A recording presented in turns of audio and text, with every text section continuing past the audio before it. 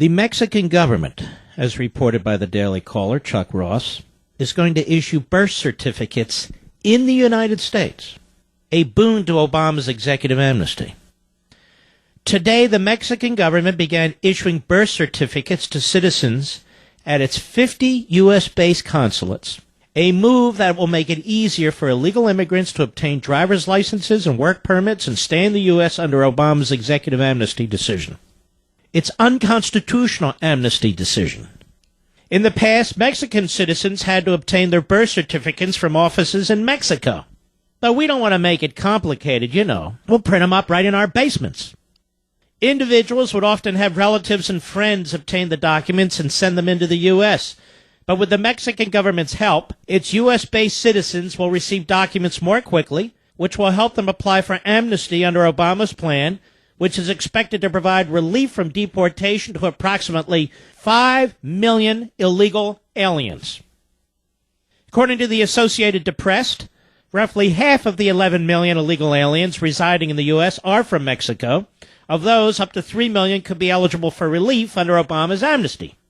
It's a huge help. It helps individuals really begin to formulate their formal identity in this country, said Angelica Salas, the executive director of the Coalition for Humane Immigrant Rights of Los Angeles.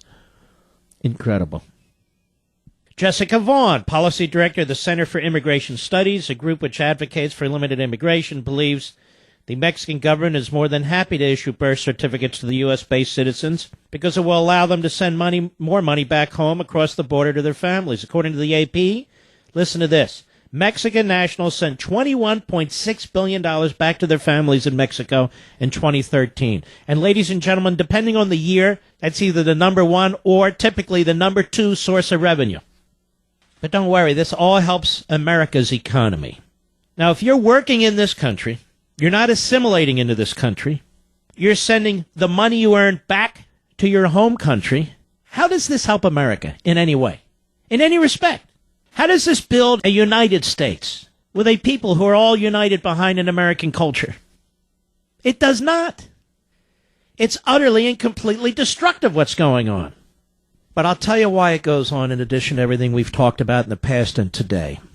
You just had an election. You just gave the Republicans the Senate. You just increased their numbers in the House.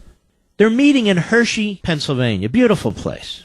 The Republican House members, the Republican Senate members, to try and get their 100-day agenda together, to coordinate. And guess who else is there, according to roll call? Well, when the Senate Republicans left, guess who else is meeting the Republicans in Hershey? Do you know, Mr. Producer? Lobbyists. Lobbyists. Listen to this. I think Romney too, right? But lobbyists. According to roll call, Republican lawmakers from the House and Senate came to Hershey for a joint retreat to get on the same page and get away from Washington for a few days, but they won't be getting away from lobbyists. Remember the story the other day with this guy Scalise, the number 3? It's just incredible what their priorities are. Quite the contrary, actually, according to a GOP lawmaker who requested anonymity to speak more candidly about the retreat. Lobbyists. For those who paid enough, I guess, he said, the lawmaker said, he or she, will be meeting with the House Republicans later today, once Republican senators have left. And according to the member, plenty of House Republicans are scratching their heads at that decision. What are lobbyists going to be doing here, the member said? Let me help you. They're buying access. That's what they're doing there. So these jerks can raise more and more money, these Republican leaders, to defeat conservatives, to hold on to their power within the Republican Party. The president of the Congressional Institute, Mark Strand, who's part of the planning for the GOP retreat, called CQ roll call, I guess Congressional Quarterly Roll Call, one and the same. It was not true that House Republicans would be meeting with lobbyists at 5:30 p.m. Oh, apparently there are breakout sessions at that time. But Strand did confirm that private sector supporters of the Institute, some of whom are lobbyists, will attend a reception and dinner later that night. So not at 5:30. Maybe at 7, you moron. So in effect, yes, lobbyists will be meeting these lawmakers, these Republicans in Hershey. That's nothing new, according to a senior GOP aide. No, of course not. And it goes on. Yeah, look at the Democrats. The Democrats do this, though, yes. So they go on and on and on. See, they are lobbyists in the private sector pushing for more government, or pushing to cripple competitors, or pushing for whatever it is, because Washington's where all the action is. Which is another reason I argue that we need to denude Washington. We need to take this power away from Washington. We need to have term limits for members of Congress. Are there any citizens at this retreat? No. Any Tea Party activists? No damn way. We're the outsiders. We the people, we're the outsiders. Consent of the governed, my foot. What consent of the governed?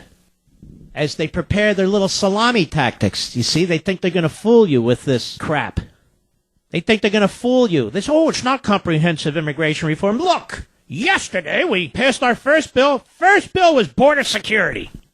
And then what happens? It doesn't get funded. Obama doesn't enforce it. As I said, we have that 2006 Act where they were supposed to build about 2,000 more miles of appropriate fencing and infrastructure. And there's your stimulus package right there. And how much did they build? In accordance with the statute, 40 miles. That means Congress and the president didn't want to build it. And now they're going to fool you. Oh, we passed a very tough security bill. It's as tough as can be. Now we're going to do this and this and that and that. We got another bill to do this and this. I told you what this jerk just said from California. It's going to be a huge, comprehensive bill. Break it up into little pieces to fool you. And we're the ones who are intemperate. Incredible.